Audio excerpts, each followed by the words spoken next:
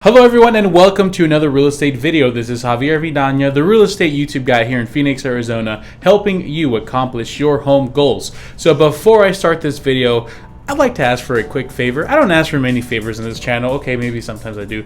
However, it's been a nice year and a half of doing this YouTube thing, and my life has changed in ways I cannot start to express gratitude on.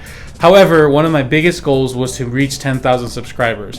And I didn't think I was gonna reach this until like my 30s, right? But I'm almost there. Last I checked, I'm in the mid 9s.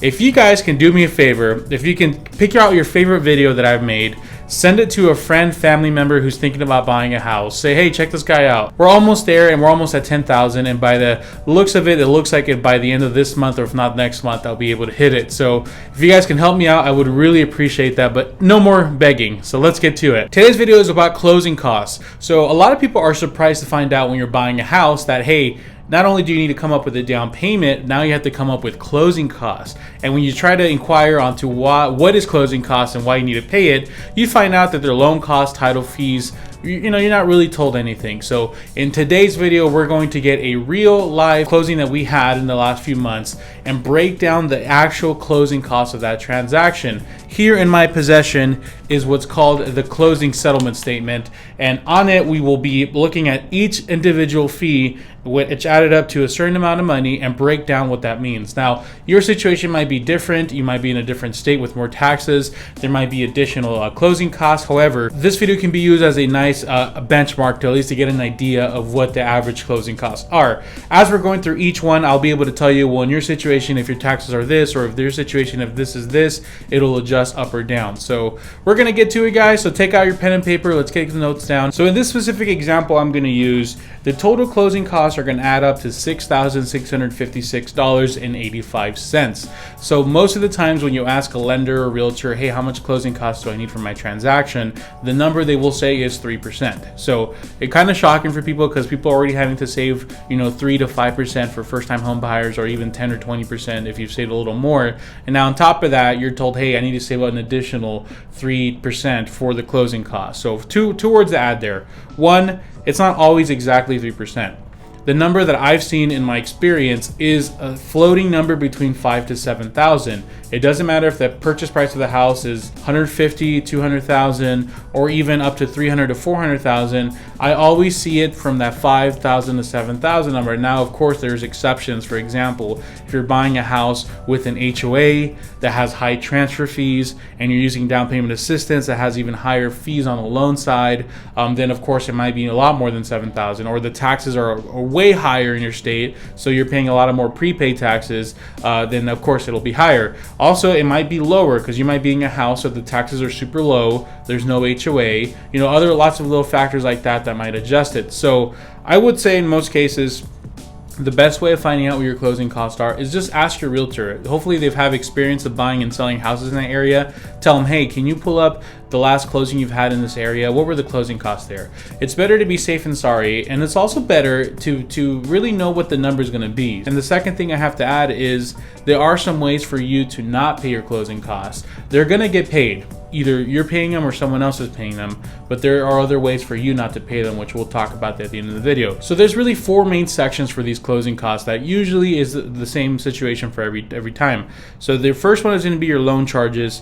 The second one is going to be your impounds. The third one is going to be your title fees, and the fourth one is going to be your miscellaneous fees that are going to adjust and depend on each situation. So in this specific example, this house sold for a total purchase price of $200,000. There was no HOA on this one, so there's no HOA transfer fees. However, this was a down payment assistance program, so there are added fees there that wouldn't have to be there if it was a regular down payment. So we're going to start off with our loan charges, which, mortgage companies, that's how they make their money, right? So realtors and everyone else makes money off a certain percentage of the total price of the house, which in most cases the seller is paying out of the proceeds of what they're going to make. So that's not how the lenders get paid. The lenders are getting paid through fees that they're charging to produce the mortgage. Usually that ends up being the biggest one, so let's get to it. So the first line you're going to see there is a prepaid interest. So this specific house closed on the 25th of 2018. So this is how that works. So I made a video in the past where I talked about a certain way to save up to $1,200. If you haven't watched it, watch it here. So there's a huge difference between closing at the beginning of the month, at the end of the month. if you close at the beginning of the month, your first payment isn't due until, you know, that month and the following month and the next month. So it's basically 2 months, as opposed to if you close at the end of the month, your payment is still due at the end of the second month. But it feels like the first option, you'll save more money because your monthly, there's 2 payments, there's 2 full months of payments you don't have to pay, so it feels like you're getting a better deal. On the contrary, they're actually charging you prepaid interest for each day of that month. So in this case, it's closed on the 25th, so there's only about 4 to 5 days of interest that they're charging you.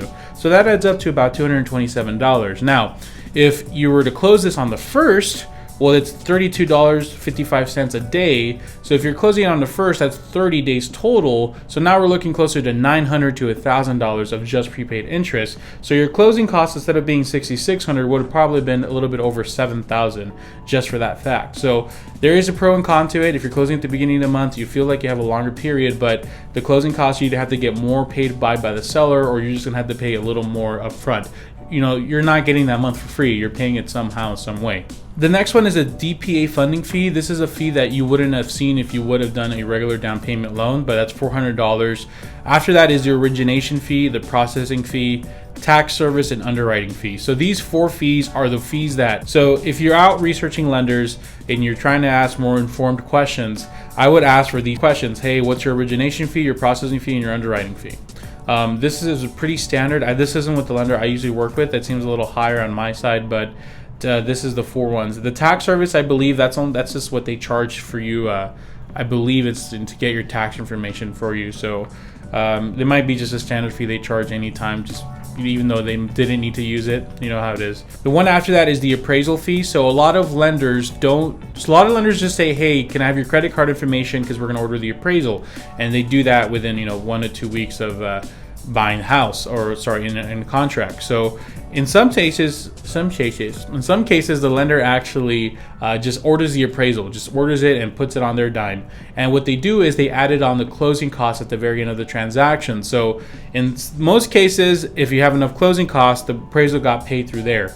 Now, I know some lenders that either if there's not enough closing costs to cover that appraisal, they'll just pay it out of their dime. In most situations, if you didn't pay for your appraisal up front, odds are it's going to be here. One below that is the down payment assistance compliance, the Hilltop Securities, probably another little fee that needs to get paid off for the down payment assistance. So total, I see 2 different fees of down payment assistance of about $625, that wouldn't have to been there if you would have used down payment. So total, all in all, that's your total loan charges. Most cases, this is the fees that people are like kind of grinding their teeth about. However, it is what it is. This is what they charge. The second one we're going to talk about is impound. So in this situation, there was only 2 different impounds. So what they do essentially is the way it works when you have a mortgage for a house, you're not just paying one payment that is your whole mortgage. That's your rent, or like when you pay rent, you pay a certain amount of money, and that goes to pay your rent.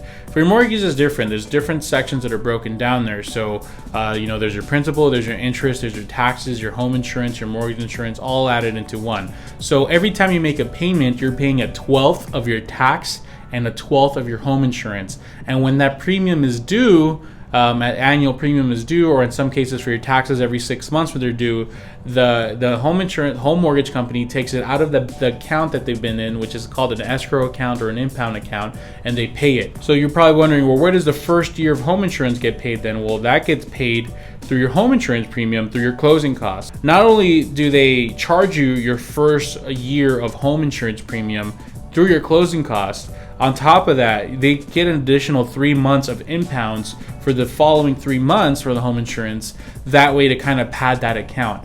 They always, sometimes your insurance goes up or down, whatever the case may be. They want to at least pad it somehow.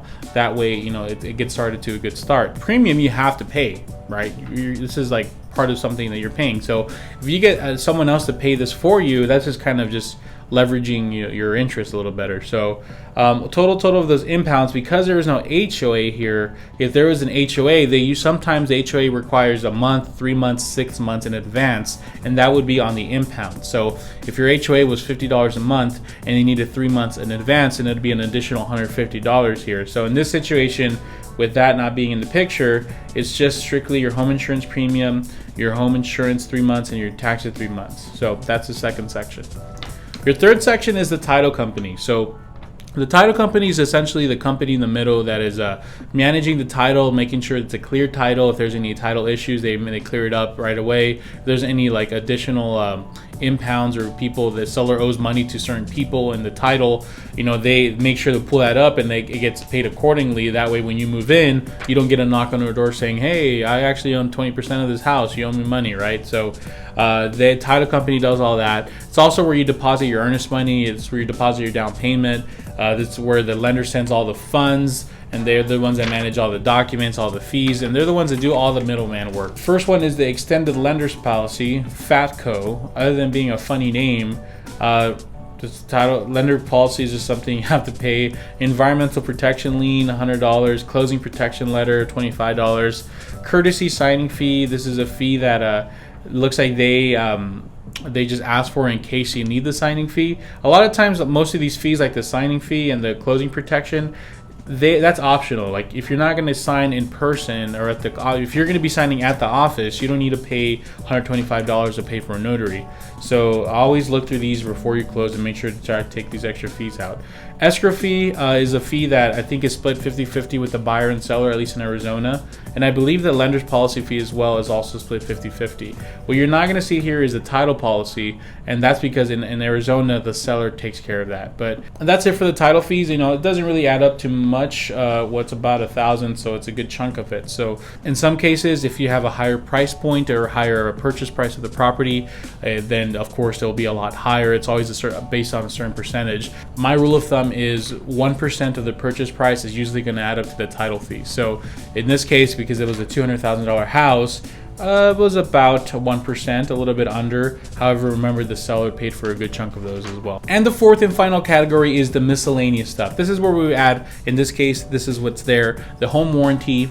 If it was a house with an HOA, this is you would add the transfer fee, any documentation fee for if you're paying your fee to a realtor and it's on top of the commission, you're paying them like, I don't know, $400 as a buyer's agent fee. I don't know why you do that, but that's all the stuff that would be added in this particular section. Before I give the total amount, which I already kind of gave you the total amount, but I want to kind of let you know what would adjust if you're in a different state with different numbers. So first things first is the taxes. So in this specific example, they charge in the impounds, they charge 3 months of taxes, which are about $50 a month. So total yearly taxes on this property was what, $600 to $700?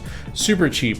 In your state, if you're buying a house that's like $3,000 a year taxes, well, if you divide that by 12, that's about $250 a month. So instead of paying $151, they charge you 3 months, it would be $750. So your closing costs would go up $600 to $700. On top of that, if your home insurance ends up being a little higher than this, which in this case it's a little high here, but if it ends up being higher, they charge you more up front, or your premium is going to be higher, that's also going to boost your closing costs a bit as well. Title fees, once again, I told you it's based off usually 1% of the total transaction. So if you're buying a more expensive house, the title fees might be a little more. So other than that, this is pretty standard. It would only be adjusted if the taxes, like I said, the HOA was added, your price point's a lot higher, your taxes are a lot higher, your home insurance is a lot higher. So that's why I always say it floats, right? So in this specific example, it was about $66.56 with 85 cents. However, there was about 2 fees of down payment assistance, so that could have been closer to $6,000. Also, there was a home warranty that was added on there. Usually, in most cases, we can get the seller to pay for them, or you pay for it after the fact. Yes, it is shocking to pay this additional $5 to $6 grand, especially when you've saved so much for your down payment already as it is. Now you're thinking, well, do I have to come up with another 3% now? Well, not really. The good news about closing costs is you can get the seller to pay for your closing costs through what's called seller's concessions. So if we can get the seller to pay your closing costs, then you only have to worry about the down payment. But like I always tell people, you have to understand where they're coming from. When they're giving you closing costs or helping you pay with closing costs, they're not just, poof, here's $7 grand, congrats. It's coming out of their proceeds of what they're going to make in their house. And as long as you understand that, then you can be smarter with your offer. Like sometimes people say, well, the house is worth $200,000. Let's offer them $206 so they can give us $6,000 of closing costs back. That way, instead of having you come up with your down payment plus the closing costs, they can cover the closing costs for you, which, like I described, includes a lot of things that you should pay, like your premium and your prepaids and all that stuff. and have them pay that, and you just pay your down payment. So if you are in a situation where it's a hot market, sometimes you can't get them to pay all your closing costs. That's why I said be very, very specific with what do you think the closing costs are going to be. So if they're going to be $5,000 or $5,500, you know, maybe you ask for $3,000 or $4,000, and you cover, you know, whatever's going to be the rest. So whatever the case may be, I wish you the best of luck of getting your closing costs paid. I hope this video helped you at least kind of shine a light on what the closing costs are. If you guys have any questions whatsoever, please leave a comment below. And if you're looking for a realtor in the Phoenix, Arizona area, who knows how to say area, I'd love to be your guy. My contact information can be found below. And other than that, guys, that's all the time we have for today. Thank you so much for watching. I appreciate your time. Have a wonderful, wonderful day.